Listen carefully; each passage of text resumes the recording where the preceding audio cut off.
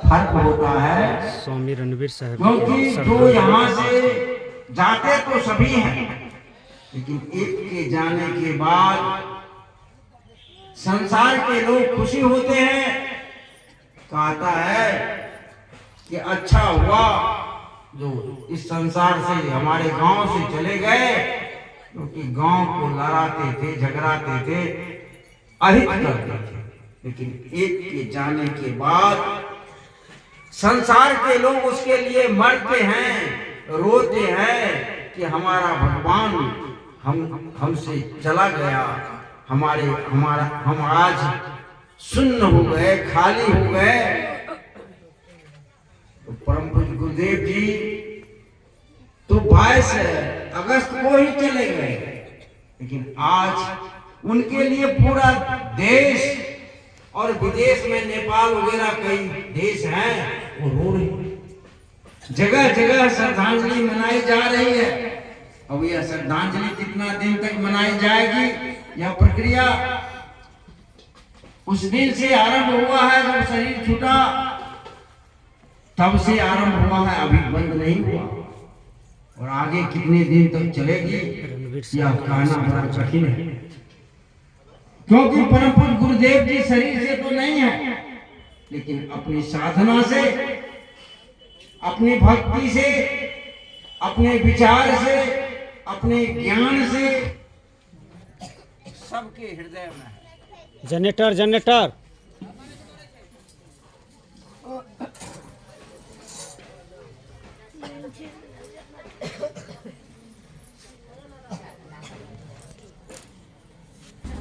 अपनी साधना से, भक्ति से, प्रेम से, प्यार से हर एक हृदय में निवास कर रहे हैं। आज गुरु जी को स्मरण करने वाले हजारों हजारों लोग रणवीर साहब के यहाँ श्रद्धांजलि 22 आंसू बहा रहे हैं। जो मिलते हैं तो कहते हैं कि हमारे गुरु जी हमको बहुत मानते, क्योंकि गुरु जी का हृदय ही इतना कोमल था। संत हृदय नवनीत समान। संत के हृदय गोस्वामी तुलसीदास जी कहते हैं नवनीत। नवनीत किसे कहते हैं? मक्खन को नवनीत कहते हैं। वो जो धूप लगेगी, मैं धूप में भी पिघल जाए, नहीं तो आग पर दीजिए तुरंत पिघल जाएगा।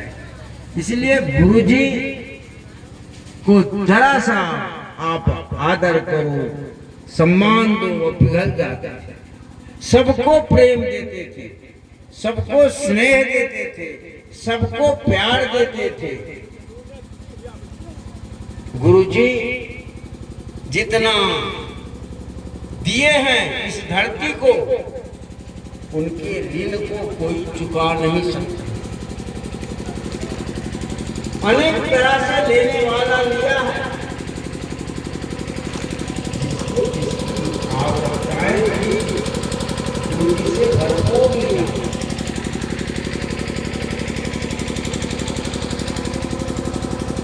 लेकिन गुरु जी के जो असली ज्ञान है, असली साधना है, जो साधना को वो सबसे बड़ी 22 नवंबर 2022 स्वामी रणवीर साहब जी के यहाँ सदगुरु आचार्य धर्मस्वरूप साहब जी के श्रद्धांजलि में उमरा जन सैलाब, अपार श्रद्धालुओं की भीड़ हुई। आप देख रहे हैं 22 नवंबर 2022 परम पूज्य सदगुरु आचार्य धर्मस्वरूप साहब जी का श्रद्धांजलि में श्रोतागण की उपस्थिति देखिए। तो भक्ति जो गुरु जी ने दिया, जो साधना दी, जो स्वरूप स्थिति को बताया, जो साधक स्वरूप स्थिति को प्राप्त कर लिया, वह 3 लोक से परे, वह त्रिगुण से परे हो गया, सतरजतम, तीनों से परे। वह जन्म मृत्यु से परे हो गए, क्योंकि स्वरूप स्थिति को प्राप्त करने के बाद न वह जन्मता है न मृत्यु को प्राप्त।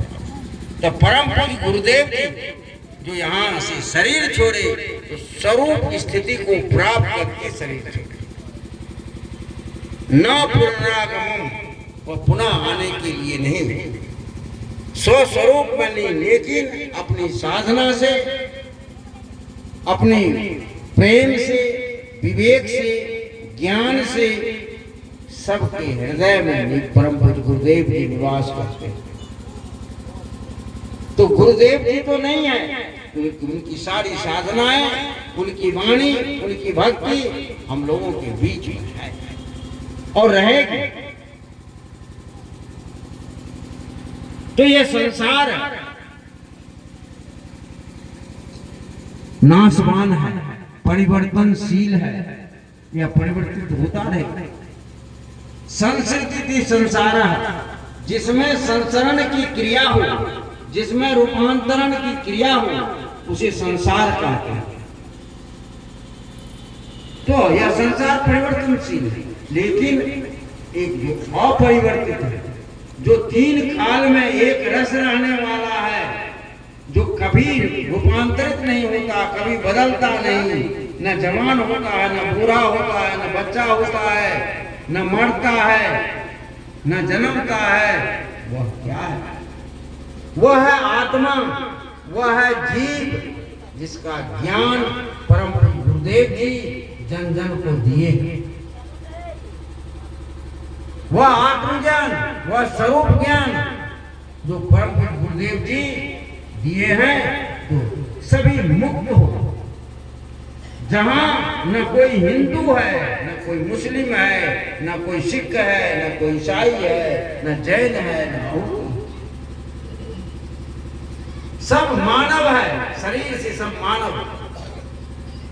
उस सिद्धांत को सदगुरु कबीर साहब ने कहा, एक ही त्वचा हार मलमूत्रा, एक रुधिर एक बूंदा, एक बूंद से सृष्टि रची है, वो ब्राह्मण को।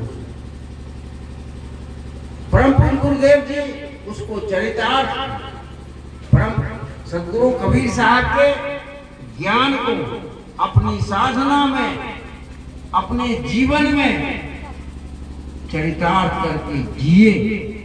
इससे बड़ी उपलब्धि कुछ नहीं हुई, क्योंकि कबीर साहब कहते हैं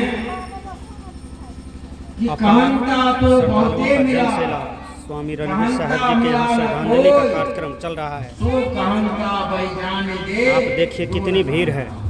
परम पूज्य सदगुरुदेव जी के लिए सब जो हो रहे कहने, जो उस वाणी को अपने जीवन में उतारा नहीं, गढ़ा नहीं, अब उस कांता को जाने तो कहने वाले को बोल सकते।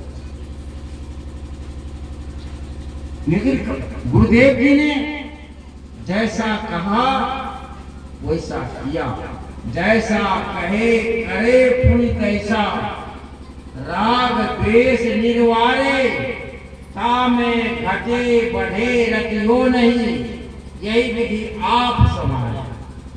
क्या कहते हैं कबीर साहब? जैसा कहे करे, मनस्य एकम वचस्य एकम कर्मण्य एकम महात्मा नाम, मनस्य अन्यद वचस्य अन्यद कर्मण्य अन्यद दुरात्मा नाम। महात्मा और दुरात्मा में क्या अंतर है? कहा मनस्य एकम वचस्य एकम, जो मन में सोचता है वही वाणी में बोलता है, जो वाणी में बोलता है वही कर्म में आचरित करता है, कर्म करता है। कहा महात्मा, कहा मनस्य अन्यद, मन से कुछ और सोचता है, वाणी से कुछ और बोलता है, कर्म से कुछ और करता है। दुरात्मा, महात्मा दुरात्मा में फर्क क्या है? कर्म का फल है।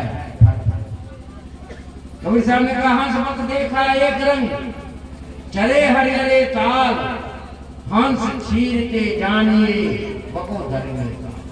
हंस भी सफेद होता है और बगुला भी सफेद होता है, लेकिन हम कैसे पता करें कि ये हंस है ये बगुला है? जब हंस की चोंच में मोती देखते हैं तो समझते हैं कि हंस है।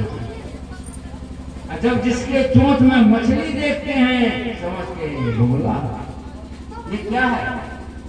जल में से चोंच को बाहर किया, अर्थात व्यवहार किया। संसार रूपी सागर में हम और आप दोनों आदमी व्यवहार कर रहे हैं, और क्या पकड़ रहे हैं संसार रूपी सागर से? हंस और बगुला दोनों एक प्रतीक है, एक रूपक है, ये व्यक्तिवाचक है, मानववाचक है। आपके चोंच में क्या है? मछली है कि मोती?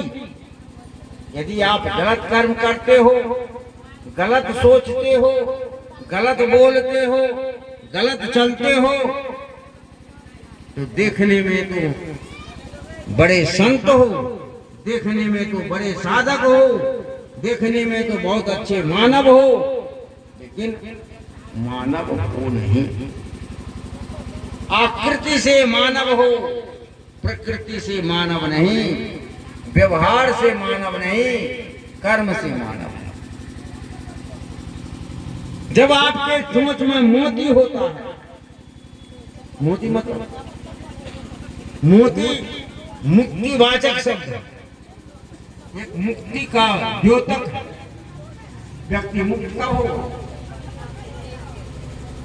तामे घटे बढ़े रतियो नहीं का, जैसा कहे करे पूरी तैसा।